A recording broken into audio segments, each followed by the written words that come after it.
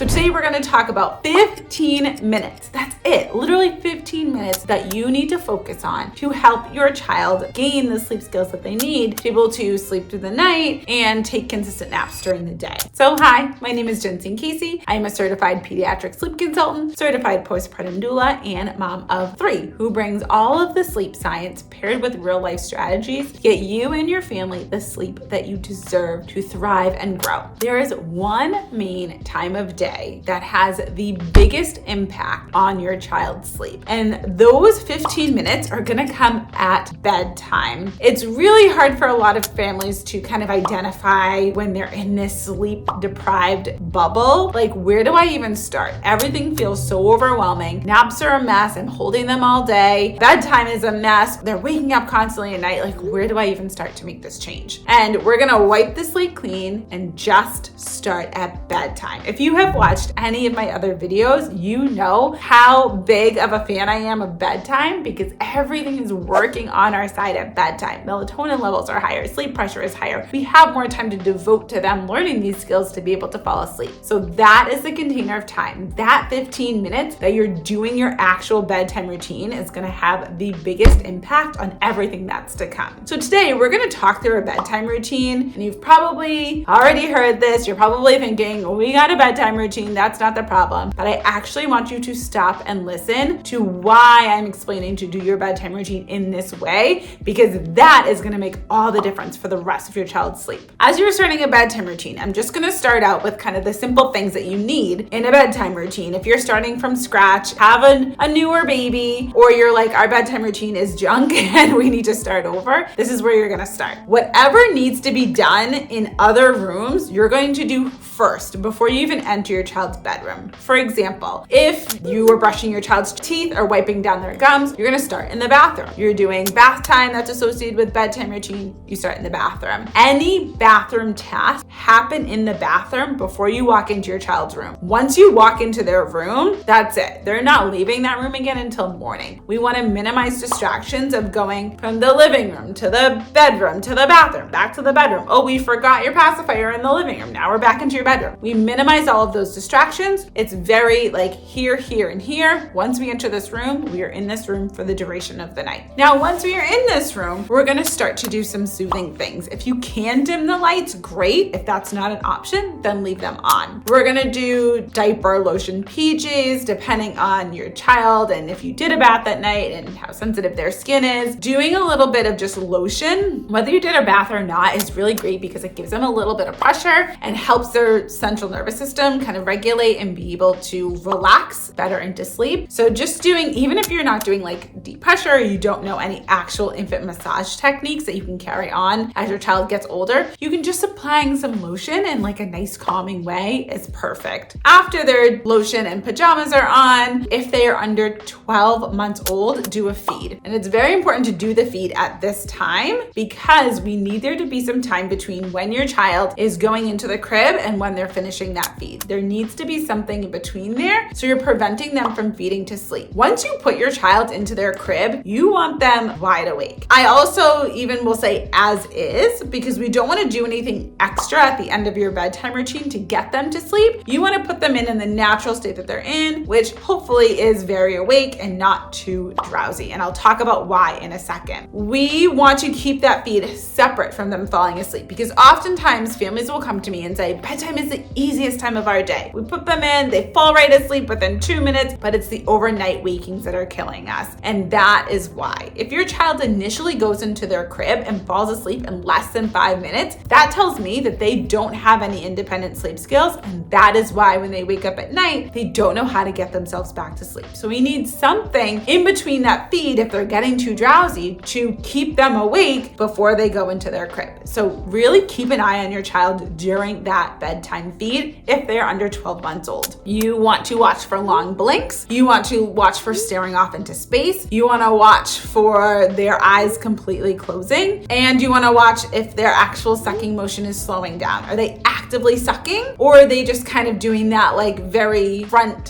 suck, which is more for comfort and not actually extracting any milk. So if you're nursing or bottle feeding, those are all the things that you want to look out for. Keeping them awake. We don't want to have them fall asleep and then wake them up, because that's just going to annoy them. Think about when you fall asleep on your couch, and if you have a partner or a spouse that then wakes you up and tells you, okay, let's go to bed. Nothing annoys me more than when I am comfortable and asleep and cozy on the couch, and then my husband wakes me up and is like, okay, let's go up to bed. I'm like, no, I'm here. I don't want to get up. And then by the time I do drag myself off the couch and go into bed, I'm not even tired anymore. The sleep pressure is off. It's really hard for me to fall back to sleep. So the exact same thing happens for your child. So we want to keep them wide awake during that bedtime routine. So when they do finally close their eyes, they're in a space that they can stay for the duration of the night. Once you do that bedtime feed, keeping them wide awake, if they are over the age of 12 months, we are probably moved into doing more of a bedtime snack that will happen before they come into their bedroom. Because remember, once they come into their bedroom, they stay there for the duration of the night. So if they're over 12 months, you've already done a bedtime snack before you've even done bath, teeth brushing, all of that. We read books or sing a song. If your child is toddler age, then we are going to be very clear about how many books are being read before you even start reading the books. Here are 3 books. Pick 2 books that we're going to read. This 3rd book goes away. Once these 2 books are done, then we are done with bedtime routine and it's time for you to get into your bed. With my daughter, she is 2.5, 2 and 9 months at the time of this taping. We are very clear before we start. I say, we're going to read 2 books and then it's time for, and I have her insert the word. And then at the beginning of the last book, we're going to read 1 more book. Then it's time for, she knows exactly what's coming. I've set the scene. There's no surprises at the end of that last book. So once your child goes into the crib, then we're going to start talking about whole different strategies to get them to actually be able to fall asleep in the crib. And if that is where you're getting stuck, I want you to go to the pinned video in my channel